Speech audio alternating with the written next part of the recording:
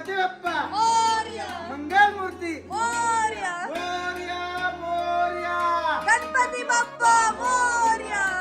वर्षभर वाट बघितल्यानंतर अखेर आजचा दिवस आला आणि गणपती बाप्पा आता उद्या घरी येणार म्हटल्यावरती आमची तयारी सुरू झाली.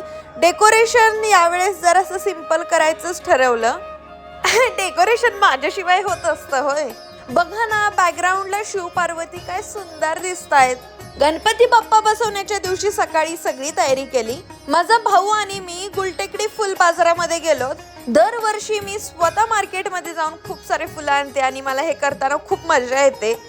घरात सण असले ना, वातावरण एकदम प्रसन्न असतं, भारी वाटतं. मार्केट यार्डचा गणपती बसल्यानंतर आम्ही घरचा गणपती बसवण्याची तयारी सुरू केली. गणपती बाप्पा मंगल मूर्ती. एकदम गाजत वाजत गणपती बाप्पांना घरी आणलं. नेहमीप्रमाणेच यावर्षी ही जय शारदा गजानन गणपती आपण बसवला, कारण की हे आमचं आराध्य दैवत आणि बाप्पाच्या कृपेमुळेच आज जे काही आहे ते आहे. माझ्या पप्पांचा मेन बिझनेस हा फ्रुट्सचा असल्यामुळे आम्ही यावर्षी सगळ्या प्रकारचे फळं हायलाइट करायचे असं ठरवलं. तुमच्याकडे गणपती बाप्पा 10 दिवस बसतात, तुमच्याकडे किती दिवस कमेंटमध्ये नक्की सांगा.